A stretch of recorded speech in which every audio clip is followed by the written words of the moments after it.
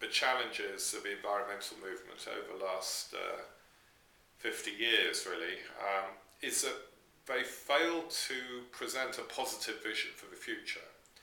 Most of the emphasis has been on what's wrong, on pollution, on global warming, on the melting of the ice caps, the disappearance of species, and these are incredibly important issues.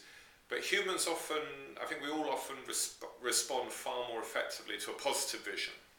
Yes, fear is a motivator, yet we need to know that if we become more sustainable, if we live we pursue a green lifestyle, that life could be better.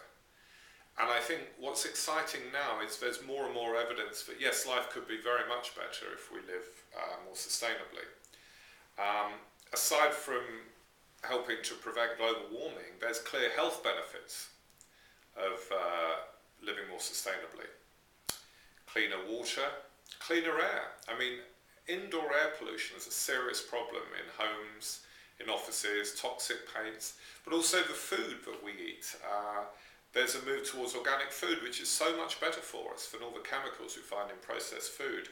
So I think the more that we can really equate healthy planet and healthy lifestyle and healthy body, the better. And I think families in particular, the more they understand about the toxics that they're pumping into their bodies, into their house, into their children, through what we're eating and drinking and breathing at the moment, the more they can understand that and say, no, that's enough, we need to change.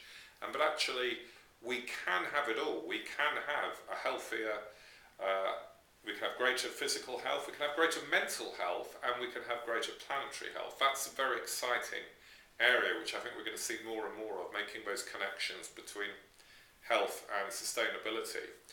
And we need to have a positive vision. We need to think about the sort of communities where we can live in, where there are cities and towns powered by renewable energy, with no carbon emissions, no pollution, where there's public transport or electric cars or hybrid cars, where we've got minimal use of fuel, where people are part of a community again and not just living in their houses and never meeting their neighbours or never being involved in anything other than making more money, and where people can put more energy into their hobbies, into music, into arts, into reading, into community events, rather than just obsessively focus on getting wealth. Because what is the purpose of having the wealth if you don't have friends, if you don't have health, if you're locked away and you never see anybody else?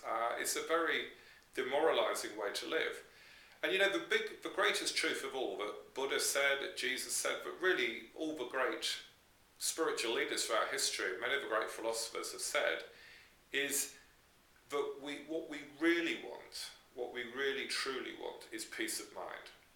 What we really want is very, very simple things, a simple life.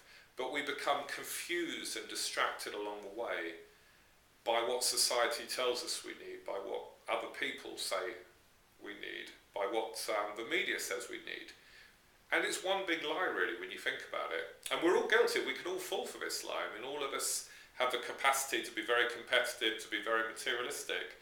But my hope is that the future positive vision will help to really bring out and reinforce the other side of us, and I think the deeper, truer, more authentic side of us, which really yearns for this simple, good life.